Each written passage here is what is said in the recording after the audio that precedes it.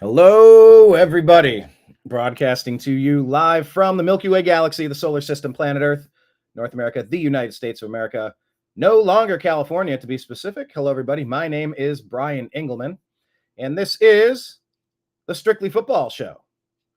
And the point of this show is to talk about what we saw last week and to look forward to the week ahead. I want to make sure I'm let's see.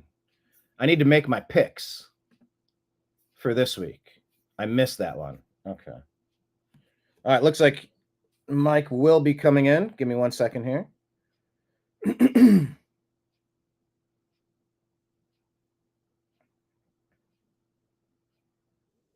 There he is. Look at this. Yeah, sorry, jumped onto the wrong stream there, but here I am. No worries. Yeah, I ran one right up to the absolute edge. I'm so excited about the Cleveland Indians. Did you see the game yesterday? Yeah, no, I didn't see the game, but I know they won. Walk-off homer, right?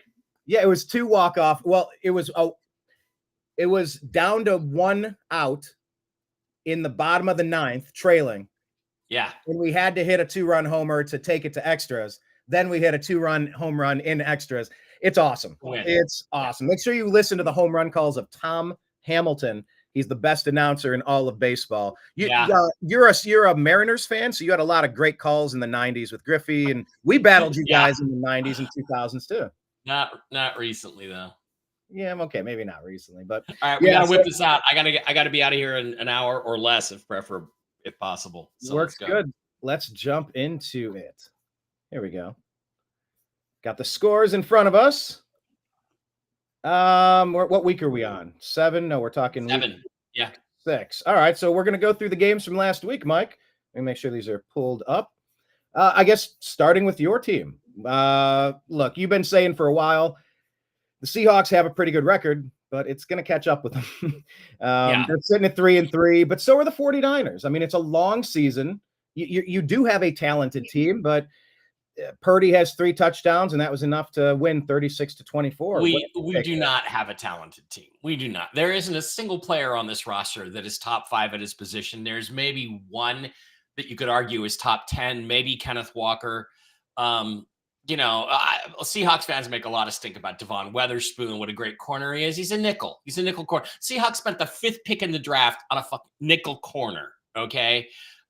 Who doesn't make plays, doesn't make interceptions. We haven't come close to an interception in 3 weeks at least. We're one of the worst at taking the ball away on defense. We get run over like a speed bump in the running game. I keep hearing about how great Leonard Williams is playing at defensive tackle. And I'm like, oh, really? Then why doesn't he stop anybody? Why doesn't he make any plays? And they've had injuries. Byron Murphy, the rookie's been out, but he's a rookie. He's not going to have that big an impact anyway, unless his name is Aaron Donald or Reggie White. So, Brock Purdy ran around. He did what he wanted. He showed how completely superior a quarterback he is than Geno Smith. The best we can throw out there is Geno Smith, and you can't win in this league without a top 10 elite quarterback. And Geno is not it.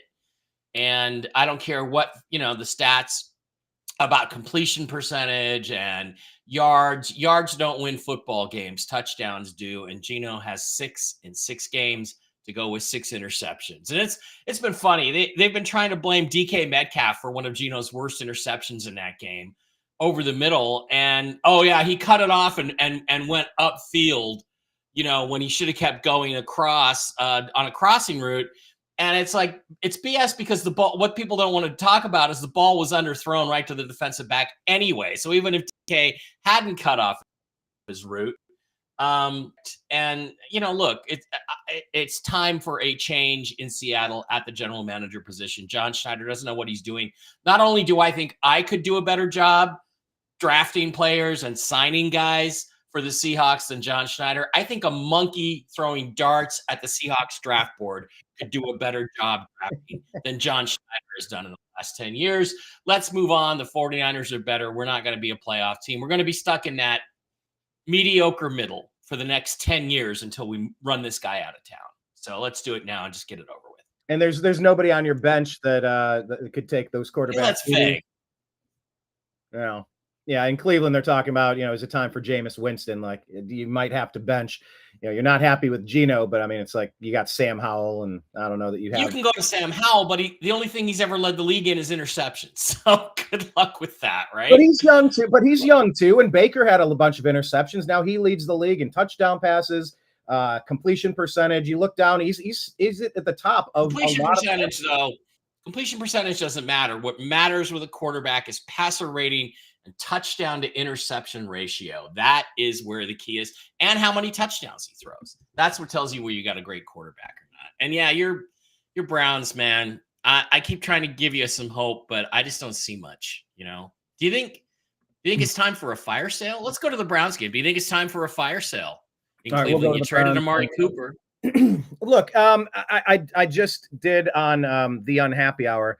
We were talking Tribe, but also I was talking about some Browns yesterday. And look, we play the Eagles. The Eagles are maybe not as dominant as a couple of years ago when Jalen Hurts was new and Kelsey was there. We get it, but they're still a talented team. Like, no, they don't have they got Saquon Barkley. They have a lot of talent at wide receiver. They are still a very talented team. And despite Cleveland doing everything possible to steal a defeat from the jaws of victory, we're talking a 4-point game here. We're talking one play difference. I don't think our team is as bad as our 1-5 record. Now, we've played as bad as our record has landed us. I get that. But I don't think it's exactly time for fire sale. Amari was the first one out the door. One of the comments that I read this week was, if Amari makes 2 of the 3 or 4 drops he's had that hit both of his hands this year, the Browns are a 3-3 team. We've had a lot of these games that are 3-4 points, 1 point, or whatever it was.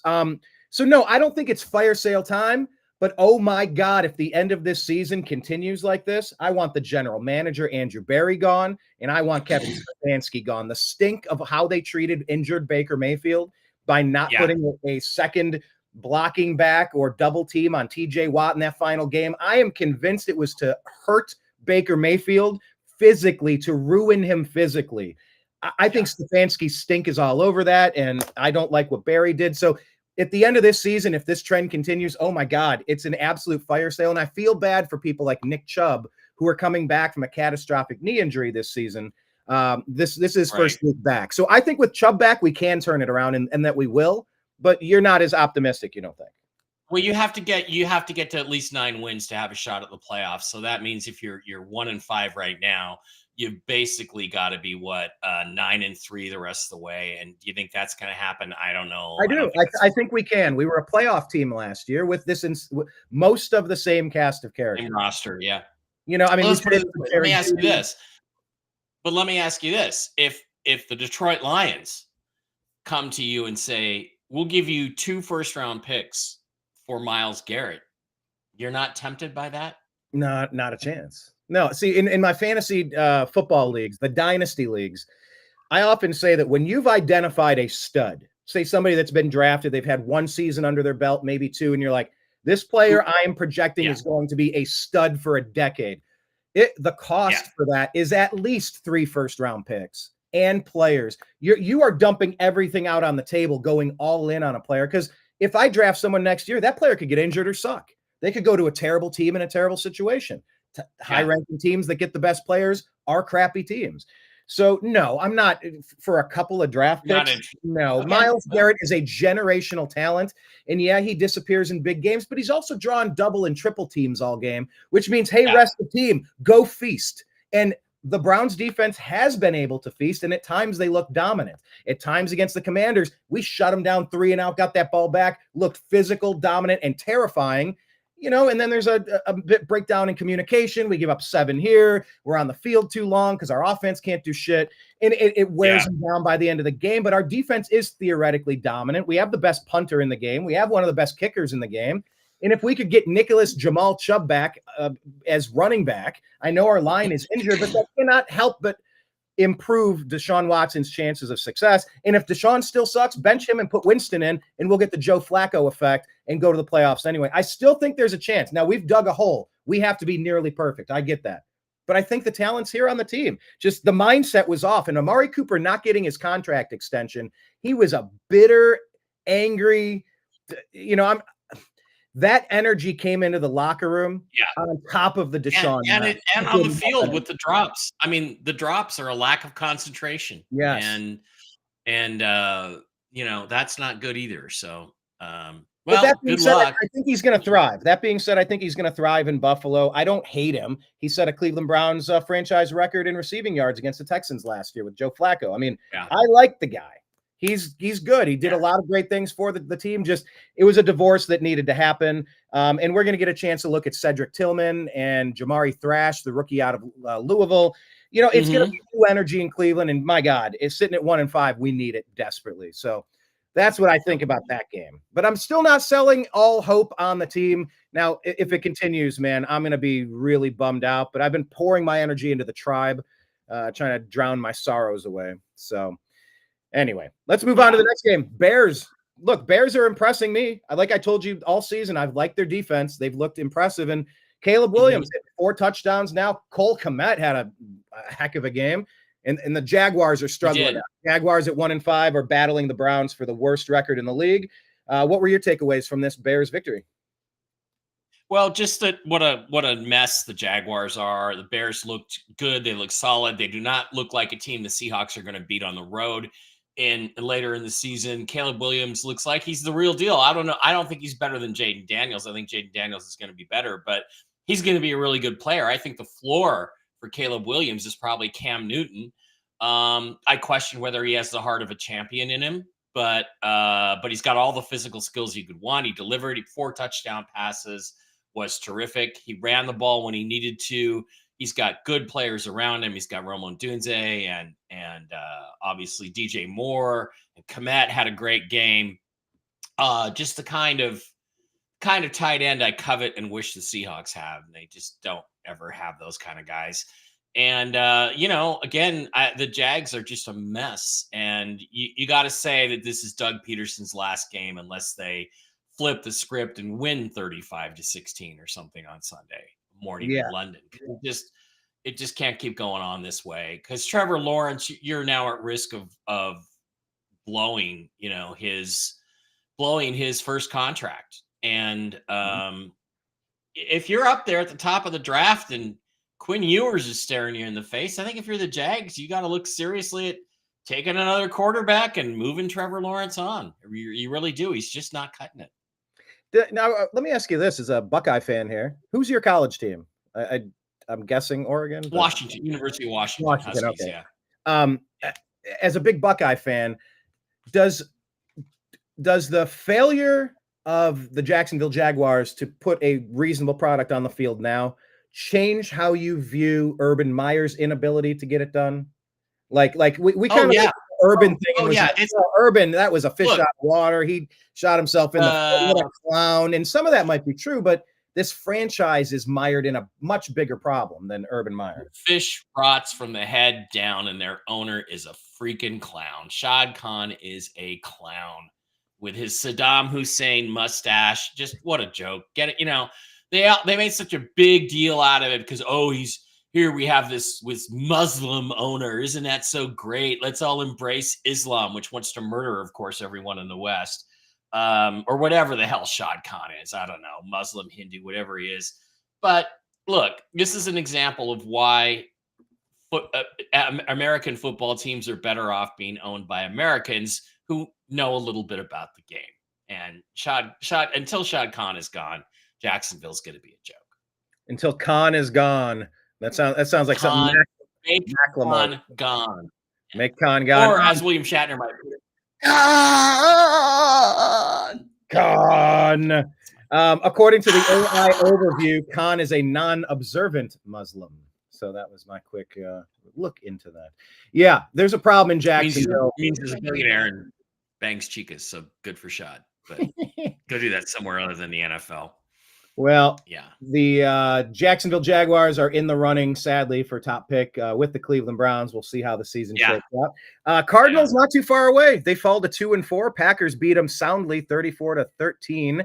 I am a Packer fan. When the Cleveland Browns were stolen from me in '95, I said, look, at least the city of Green Bay, they'll never get rid of their own team. They're their own shareholders. So I rooted for them, and I got to root for Brett Favre, and I still sort of pseudo root for them today, along with Mike Murray, who was watching us live on our Facebook feed. Romeo Dobbs, 2 touchdown passes. What do you take away from this one? Are the Packers this good, or are the Cardinals just not that good? It's a combination of those two things. And look, let's face reality, okay? You cannot be tough while you're wearing white pants. And the Cardinals wore their white pants again. You're winless wearing white pants. The Seahawks are winless wearing their white pants. So stop wearing the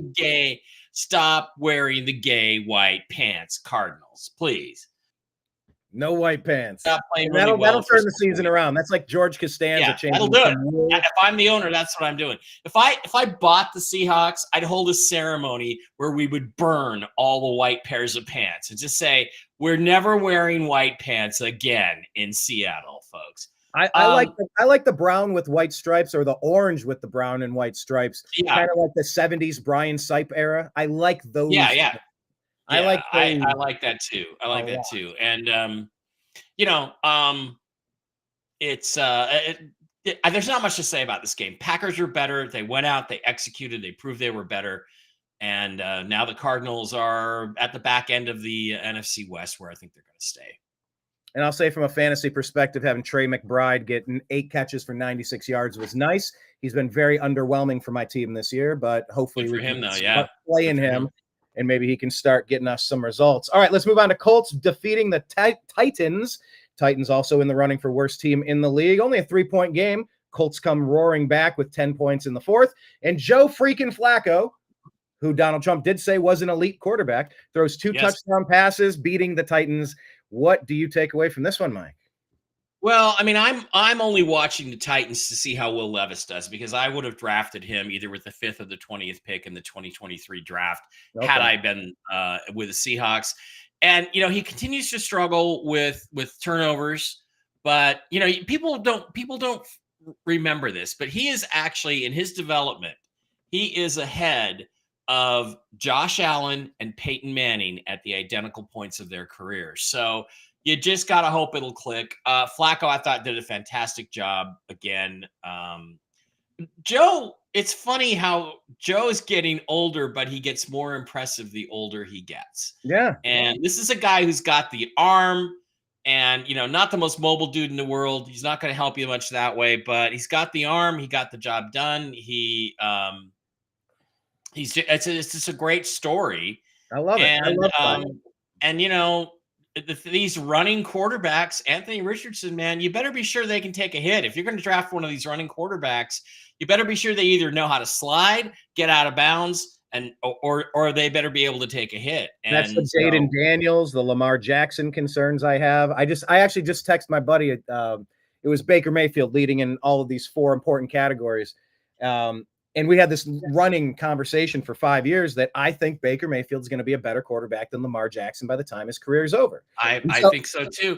And Lamar's downs, of course, but I think if you play a certain way, it's going to trend toward long-term success. But you worry about Jaden Daniels and Lamar Jackson and any running quarterback just taking that rib breaker and one tweak of this, and now you're like, we see it with Deshaun Jackson. He's degraded physically on top of mentally and everything else. Lamar's first MVP in 2019 was all done with his legs. And last year's MVP was a joke.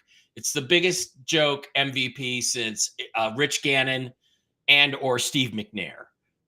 Both of those were joke MVPs. They were all done sort of for political reasons.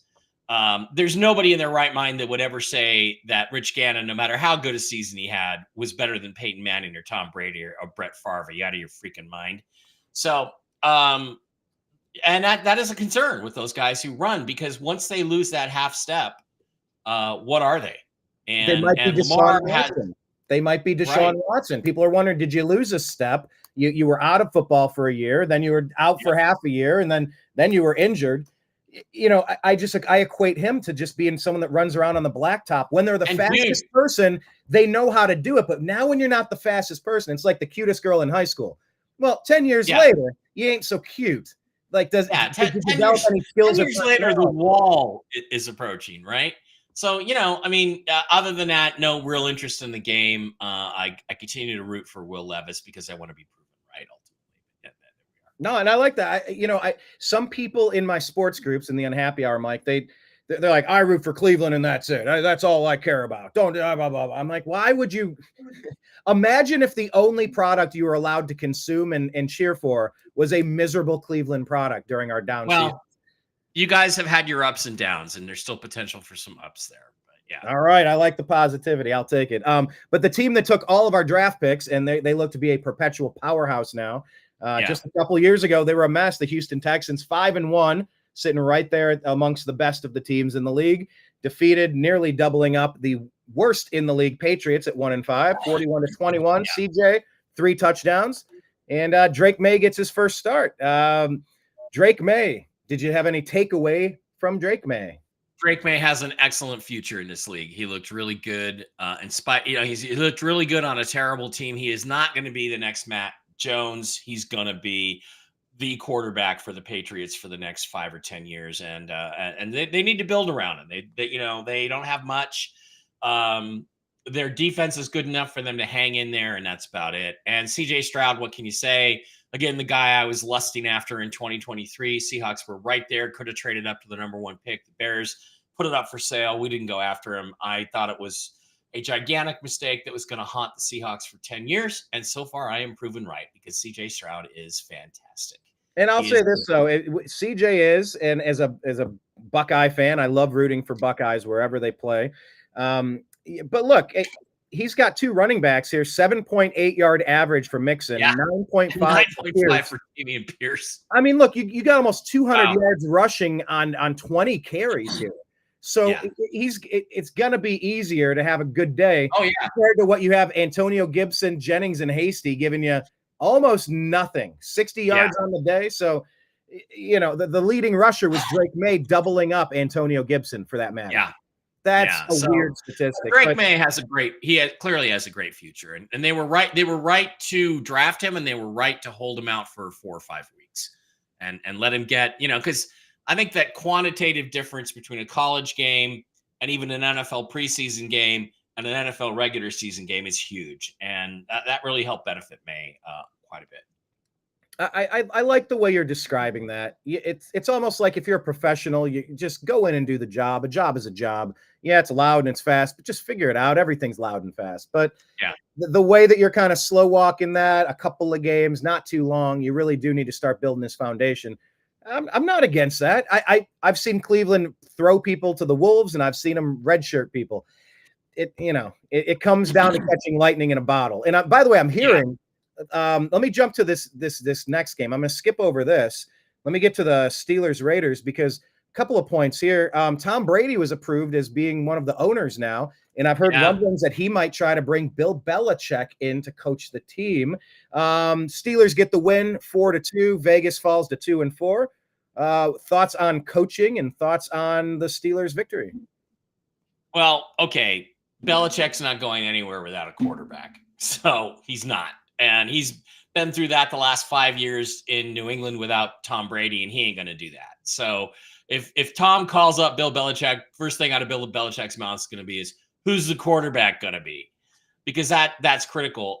Justin Fields, another really solid game, more running than passing. But look, he's just not productive in the passing game. And it looks like Russell Wilson's going to start because I think what is looking at is saying, and I wish he would have started this game because I could have gone down here to Allegiant and watched Russ play. That would have been fun. Right. Yeah. And by the way, did you see that Marshawn Lynch showed up on the sidelines and he went up to Russ and he said, "Give me the ball." And so Russ handed it to him. What we should have done in Super Bowl 49. That's awesome. Marshawn, I appreciate Marshawn's comedic instincts. He's a natural. He's a natural. I do too. He is a natural. But, I think Russ has to start there because they have to get more productive in the passing game. I don't see Russell. I don't see them dropping off in the other parts of their offense where they're productive. And I think that he has the potential to really increase the productivity of their passing game, getting them up to that 250, 300 yards a game, 2 or 3 touchdown passes. I mean, because that's the one thing Russ does.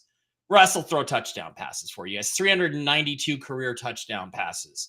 And I hear all this crap about, oh, well, the Legion of Boom made Russell Wilson, and, the running game, Marshawn Lynch made Russell Wilson. Okay, well, Russell Wilson has 392 career touchdown passes. That's 13th all time in the 105-year history of the NFL. I have one question for those people. How many of those touchdown passes did the Legion of Boom or Marshawn Lynch throw? The answer is 0. Russ will throw touchdown passes. And so if I'm a Browns fan, I'm a little worried about this, and I'm hoping Russ gets hurt again, because if he stays healthy the rest of the year, he's going to improve their productivity. Having said that, the Raiders are terrible. They got steamrolled. Aiden O'Connell is not good enough. And so we'll see. We'll see. I can't imagine Belichick taking. I mean, at least if Belichick goes to Dallas, he knows I got Dak, and I know what Dak is, and I can make Dak into something serviceable. He goes to Oakland. Who's the quarterback? Well, I mean, how are they going to get one? If they keep losing, they're going to draft one. That's the hunch there. They're not in a good spot. The thing is though, you do that, and they're only 2-4. They're going to be in the middle somewhere. They're going to be 7 to 15 in that range. They're not going to be top 5, top 3. That's what you got to be to get the quarterbacks, because we know from last year, the run on quarterbacks is all going to happen in the first round. Now you're going to see quarterbacks with second and third round grades going in the top 15 from now on, because everybody knows, except the Seahawks, that's what you have to win a Super Bowl. So people are going to take chances and overdraft them. And it looks like the Steelers are probably. Did they determine Russ is back? Did they name him? I believe he is set to be the starter. Yeah, he is set to be the starter this weekend. Yeah. Yeah, and Field says he's like, I got to play better. And he's he hasn't played bad. He just hasn't played. He hasn't done enough, and that's kind of been the knock on him for a while, which is why Chicago moved on from him. But let's talk about a quarterback that was drafted with the number 1 pick. Obviously, you can't get any higher in draft capital than pick number 1. Baker freaking Mayfield. Yeah, he leads the league in passing. He leads the league in touchdown passes, particularly 4 more on the day here, whooping the Saints, who dropped to 2-4. The Buccaneers are 4-2, tied at the top of their division with the Falcons. Man, what do you say about Baker freaking Mayfield? Well, and then, of course, the Saints got poleaxed last night again. Baker looks fantastic. He looks fantastic. He's playing really well. The Buccaneers, they had the one loss to, who was it? The Broncos. That shouldn't have happened. But I think that they're just a really solid, good team all around, very balanced, and Baker is playing great. And what can you say other than that about the Buccaneers? You put 51 up on somebody in the NFL, you're doing a lot of things right. And let's also remember to point out, Baker also had 3 interceptions. He was, even when he was playing well, he was kind of prone to having some of those interceptions. Yeah. But when you add 4 touchdowns, you kind of make up for it. That's what they said about Joe Flacco. They're like, oh, Flacco, he's always good for a couple of interceptions. I'm like, when it's a 50-yard interception, that's a punt. Let it go. He's also putting up 3 and 4 touchdowns. Right, and a lot of it is circumstances. Spencer Rattler had a couple interceptions. He had a couple more last night where he put the ball right in the guy's hands and it bounces off and it gets picked off. That's not on the quarter. Amari Cooper. Yeah. That literally happened. That's from Amari Cooper to. Yeah, that's not on the quarterback. So, and the thing is, look, Baker accounted for 28 points. Okay, did he run? Yeah, he didn't have a rushing touchdown, but he put 28 points on the board with his arm. Okay, and that's what your quarterback is supposed to do. Yeah, and I'll say kudos to Sean Tucker rushing for 136 on 14 carries. Yeah. Even Bucky Irving looked really good. Rashad White, who we've had on some of my fantasy teams, man, he's been a disappointment, but they got a lot of production there. And like I said, Buccaneers improved to 4-2 on the season in a pretty good spot. Chris Godwin with 2 of those touchdowns. All right, let's move past that to Commanders and Ravens, the 2 quarterbacks that have been compared to each other, as we were kind of just talking about. Yeah. But Derrick Henry went beast mode, 132 yards and 2 touchdowns. Ravens win by a touchdown over the Commanders. Both teams are 4-2. What did you learn here? Well, again, an exciting duel between 2 guys who are built a lot the same, and Jaden Daniels and Lamar Jackson. Jaden has 5 years on him, and I think he's going to overtake Lamar soon. And the aging king is going to be dropped here. But the big difference was the physicality, the physical play of the Ravens and Derrick Henry. It got him over the top, and it's the two good teams. that are pretty solid. So, the Ravens started off 0-2. That's 4 in a row. Got to give them. That's really hard to do in the NFL. 3 in Yeah, and that's a exactly row hard to do. 4 in a row is practically impossible. So, and that's good game. kind of what the Browns have put themselves in a hole. If they don't start rattling off a nice winning streak, it is going to be over. But look, at 1-5, we're only a couple games back. We're 3 games back, and we haven't played a single conference game yet. So I mean, we play the Steelers head to head, we play the Ravens head to head. We'll play everybody head to head. You're telling me there's a chance. So you're telling me there's a chance. Samsonite. I was way off. Did you happen to read the Nick Chubb article in the Players Tribune this week? I did not. No. It was nice. If you haven't read it, there's an interesting bit of history, post-Civil War history with Nick Chubb's family, some of his motivational stuff. He's a really likable guy. If you get the chance, just look at it on X. It'll take maybe 5. I read it during the show yesterday. Nick Chubb comes back, and our first game in conference. The point of saying that is we play the Bengals this week, and you can really shift the division around when you start hammering. If you win that game, right? If you win that game, you can. So all of that stuff's coming up, and fingers crossed we can find a winning streak as well. Okay, let's move to Chargers Broncos. Chargers got the win, 23-16. Justin Herbert, pedestrian day, but he got it done. J.K. Dobbins, former Buckeye, love to see him back and playing with 96 yards and a touchdown, playing Harbaugh style. What did you learn here? Well, Bo Nix is starting to wake up. You saw more of it last night. He's starting to get his sea legs under him and starting to look better. And I was actually surprised the Chargers were able to hold on and win that game because I expected the Broncos to win it. So, good for them. Not much to say about it. AFC West game. I don't have a lot to say about that one. All right, let's move on. Yeah, because now we usually do the show on Thursdays at 5 p.m. right in time prior to the Thursday night game. So it's a little off that now we have like a double game to talk about. That is the case. It's okay. So I don't have too much to say about that either. Lions Cowboys. I don't know what's the biggest storyline here. The fact that they absolutely rolled Dallas, Detroit did, or that Aiden Hutchinson is gone. It's Aiden Hutchinson. That's the story. The broken leg, the horrible broken leg, got leg whipped by his own guy. Just happens, on a football field. They are really good. The Lions are really good, especially offensively. That's how you win Super Bowls. Jared Goff is playing great. They have to go get another pass rusher. They have to trade for Max Crosby. They have to try to trade for Myles Garrett. They have to maybe even talk to the Cowboys about, do you want to pay Micah Parsons or do you want to trade him? They have to go get another elite pass rusher. If they do that, they have a chance to go to the Super Bowl and even win it. So, they look fantastic offensively. They really do. Great offensive line. Guys like Penei Sewell are just playing terrific. You guys spent the 8th pick in the draft on a right tackle. Yeah, well, tell me that when he crushes somebody trying to rush his passer. They looked really good, and the Cowboys are lost. The only question now is who's going to replace Mike McCarthy in Dallas. Yeah. Well, that's what you think. Bill Belichick, maybe? Who knows? It's either, who knows? We'll see. Bill's not talking about it much. Yeah. Something interesting here. Detroit had was it 2, 4, 6, 7 different people rushing the ball. I found that to be a pretty interesting stat. You don't see that very often. The ball extremely well when they ran the ball extremely well when the Seahawks played them on Monday night, but that was also partly due to our injuries. But they can run the ball, they can throw the ball, they can score a lot of points. You put up a 40 spot, almost 50 on the road in Dallas, you're doing things right. Let me ask you, we were talking about, let me switch to this tab real quick.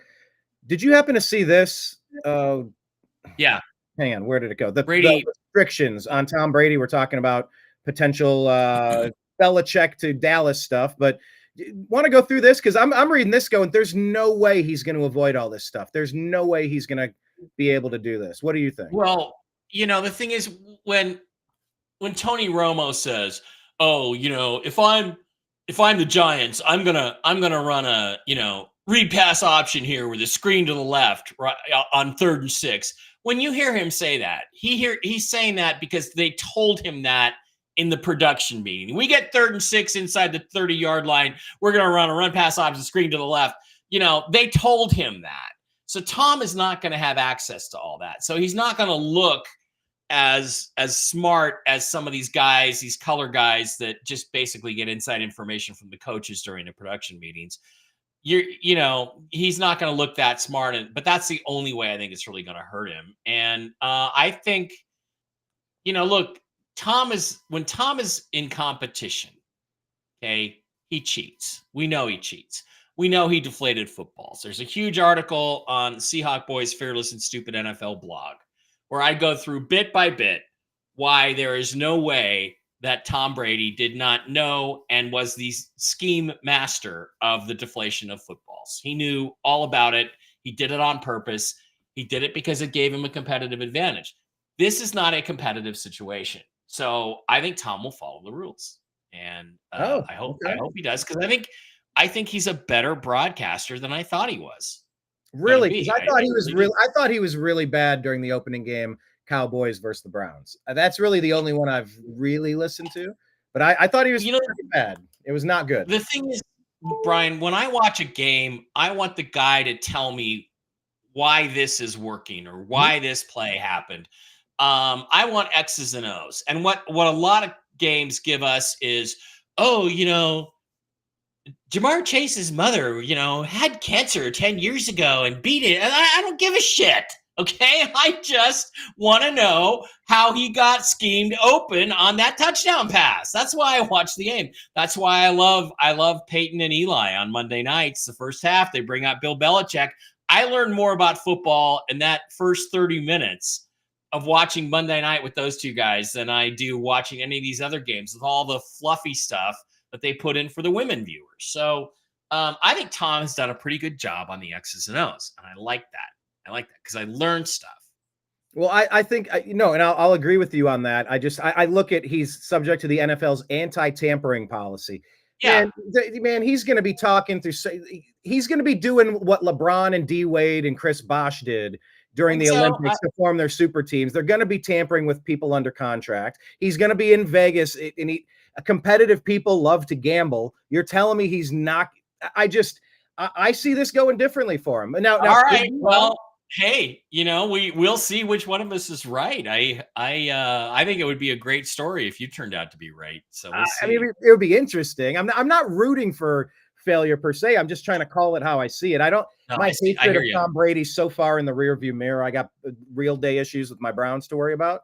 Yeah. And he's trying a new thing. Good for him. And he saved up enough to become a partial owner. Myles Garrett, by the way, became a partial owner of the Cleveland Cavaliers, sits courtside now. I love seeing when players invest in their own cities and become part owners. I love it. Right.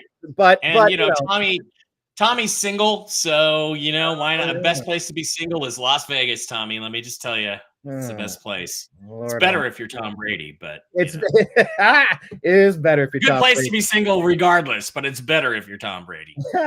We need to put that on a shirt or something. It's better if you're Tom Brady. That needs to go out through X. We need to do a marketing campaign for the show on X. And that should be one of the quotes that we use. All right, let's move on to the last three games, and we'll make our picks for this week. Falcons defeated the Panthers, remaining, like I said, on top of the AFC South. Yeah. Panthers in the running for worst record and number one overall pick. Bijan finally gets some points on the board for all of you that had him on your dynasty team. I put Tyler Algier in because of an injury, and he gave me 100 yards and a touchdown as well. So, man, a lot of running help from the Falcons, and they're able to get the win here. Falcons are good. They're built right. There were rumors Raheem Morris was up for the Seahawks head coach. I'm like, please, God, no. He's already failed once in Tampa or Denver or wherever he was. Please, God, not another, DEI hire retread. But he's done a really good job down there with the Falcons, keeping them sticking to what they do well. He sticks to what they do well. They bounce back from the 0-2 start. They're looking pretty good. And Carolina is really bad. And you know what, Carolina, let's just stick Bryce Young back out there and let him grow. Let him grow. Let him play. Let him grow. Mike, I don't know in your career, like the things you've done, shows you've worked on, things at some point we get benched at some point, someone, I don't know. I've been trying to think into like the real world, what being benched would be. But you know what? Look, if you do get sat down for a couple of games like Bryce Young, or if Deshaun Watson, I hear people saying, well, if you bench Deshaun, it's over. You're going to have to cut him. You're going to have to give him away. He can't ever come back in your facility. I'm like, it's a grown ass man. You sit him on the bench for a couple of weeks and go, bro, you're not getting it. We need you to like, let's pull back, try something different. You need to see it from a different set of eyes because you're not. Yeah. And by the way, we're going to be watching how many hours you're logged on playing video games on your Xbox while we bench you. Yeah. I think Baker did that during a Christmas game with the Packers. He did. That was one of the things. He didn't spend a lot of time prepping that week. Yeah. And so that's fair. But yeah, you're right. I put Bryce Young back in, see what you got at this point. Yeah, I mean, you may as well. You're 1-5. You're 1-5. You're not going anywhere. Put Bryce Young back in and let's. And by the way, if Bryce Young still sucks, that just helps you get closer to the number 1 overall pick to replace him. So it's a win-win-win. Correct. That's correct. All right, let's talk about Bengals Giants 2-4 teams here. Burrow runs for a touchdown. Not a lot of offense. Not a lot of stuff happening here for the Giants either. Anything to say about Bengals Giants? Well, it surprised me because I thought Giants coming off their curb stomping of the Seahawks were going to come out and be physical the way they were with us. But I think it's interesting. I think we've learned here that if the Giants have 10 days to prepare for you, they can play really well. But if they only have 7 days to prepare for you, they kind of suck. And I thought they would be much more physical than the Bengals and would win that game, probably win it 17-7, 20-14. That's what I thought they would win by. And the script got flipped. And, Joe Burrow is just really good. And he made the plays that he had to make when he had to make them. And that's what won the game. So kind of surprising by the Giants.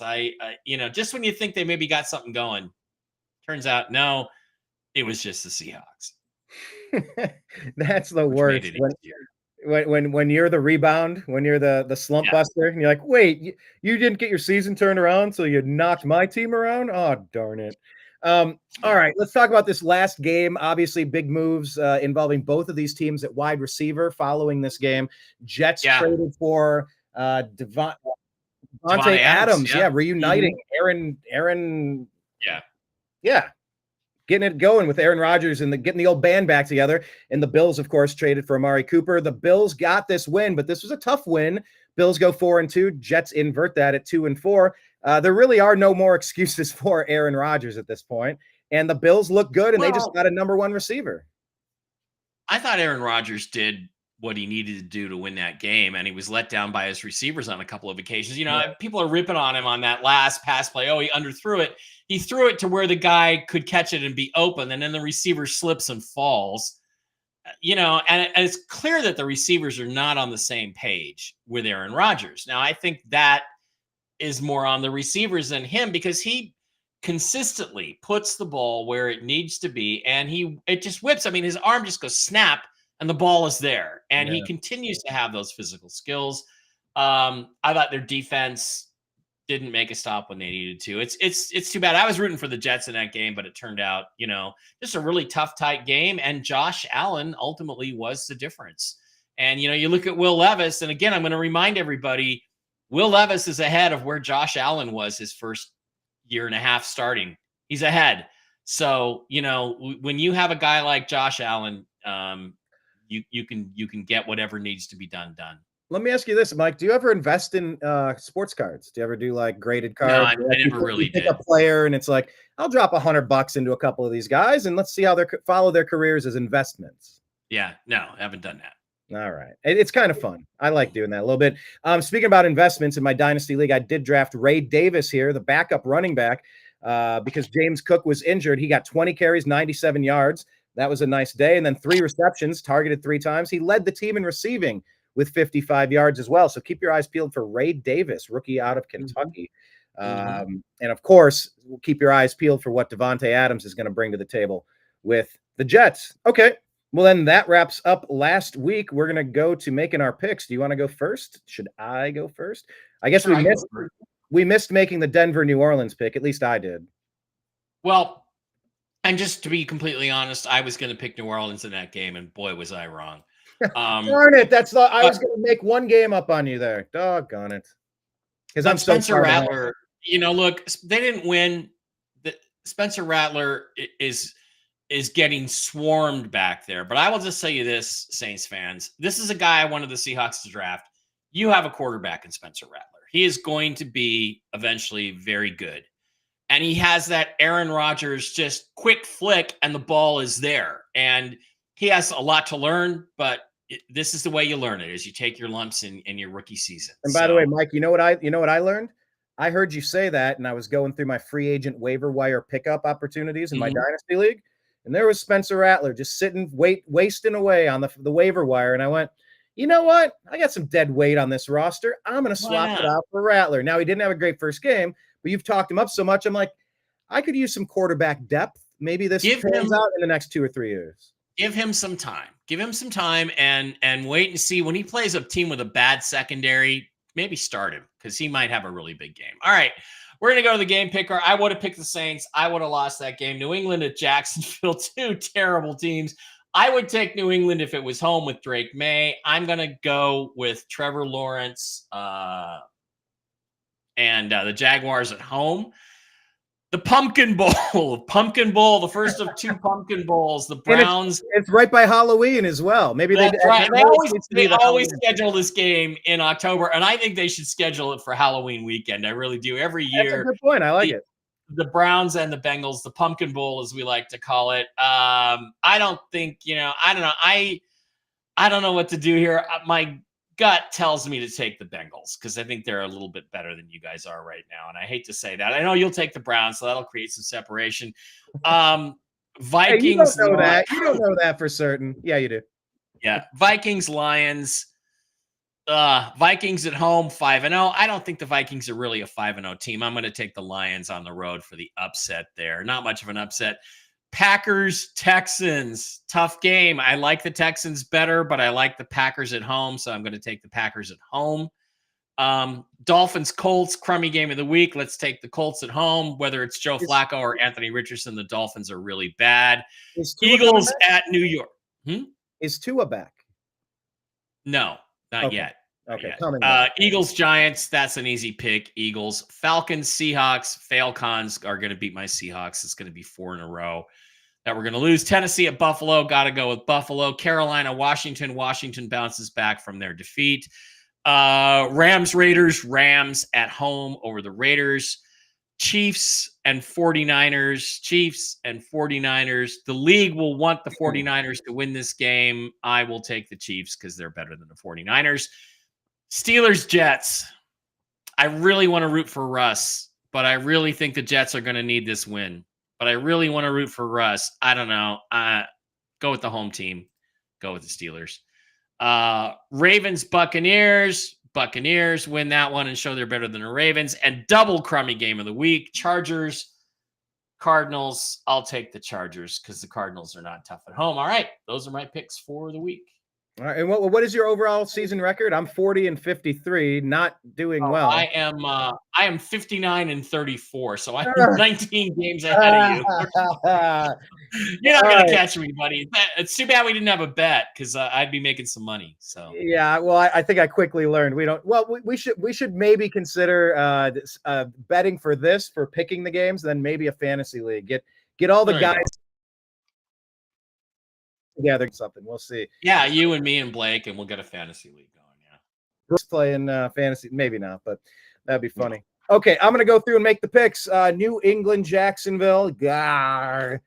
Okay, skipping that one. I'm gonna pick Cleveland over Cincinnati. I really do think we turn the season around. I'm gonna go Kings. I think the Aiden Hutchinson injury will hurt that. Will have an impact, no question. Yeah. Yeah, I mean, it's just the ripple effect of every way that team can be exploited on defense changes.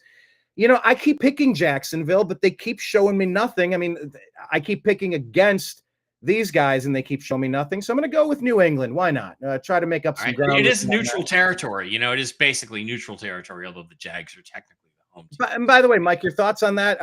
Are we going to ship the Jaguars over to England? Is that the plan? Or are we going to expand? That's Goodell's idea. Hopefully Goodell ends up in Gitmo before that happens. So for fixing football games. For fixing football games. Yeah. Hey, I got some grief on that. We can go back to Bottlegate if you want. All right, Yeah. Houston, Green Bay. Yeah, I mean, that's an indoor turf team, a fast team. I would normally go Green Bay here. I really would. But I think Tank Dell coming back is really going to help them. I'm going to go with the Texans on that one. Miami, Indianapolis. Going with Indy, whether it's like you said, I thought it was gonna be Richardson last week. It ended up Flacco. I mean, why pull Flacco? Keep winning games. I mean, that's what the Browns won last year on the way to the playoffs. Teach Anthony Richardson how to do it like a Super Bowl champ does. Stick with the guy. He's elite, says Trump. Okay, Philly, New York. Yeah, Philly's a better team than New York. Seattle, Atlanta. I do like Atlanta in that one. Tennessee, Buffalo. That's a Buffalo one. Ugh, Washington is gonna whoop on Carolina. Vegas, LA. Now, I don't know if Cooper Kupp is back or trending toward back. I'm not sure if he's coming back, but after losing Devontae Adams, I don't see a lot of fight in that team. I'm picking the Rams here. Yeah, that's a good point. Yeah. Definitely losing your number one player has got to change the energy, maybe not in a good way. Whereas losing Amari Cooper might change our energy in a good way because he was in such a foul mood. Anyway, we'll see how that changes. KC, San Fran. Yeah, who does the league? Well, I just get back to that one. New York, Pittsburgh. I'm picking New York. I think Devontae is going to get fed, and I think it's going to be impressive. Tampa Bay, Baltimore. This is a coin flip, but of course, this pits the number one pick versus what was Lamar, the 32 pick, right? Number one versus 32. 32nd, I think. Yeah, I think you're right. The first pick in the first round and the last pick in the first round. They're both good teams, but I like what Baker's doing more, and I root for the kid. And for that reason, I will always root against the Chiefs. Even though their fans are very nice to me when I went down there, I'm picking San Francisco in this game. And final one, LA, Arizona, picking LA where I used to live. And those are my picks.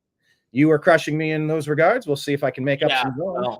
I think I'm getting lucky, but I had a great first week, and that's what set me in motion. All right, man, I gotta go. I gotta run to this alien event thing down here in Vegas. Thanks for doing it. And what is the alien event? Can people still get tickets? They can still get tickets. It's alienevent.com and Las Vegas at the Alexis Park Resort Hotel. And come on down and say hi. And I will not be wearing my beanie when I get down there, but I might be wearing my Whiskey and Wisdom shirt underneath. Okay. Well, then to be continued. Appreciate it. Right. We'll see you again Thursday, 5 p.m. Eastern, regularly scheduled strictly football. We will be at our regularly scheduled time then. Yeah, and sorry to anyone that was starting to get used to that time because I had to shift it last week and then Mike shifted it this week, and it's all good. We are crushing it because we love talking football, and we appreciate every one of you joining, leaving comments, and subscribing. So thank you much, and we're out. We'll talk to you next week. Go see Mike at his alien event. Take care. TheAlienEvent.com. Bye. Aptly named.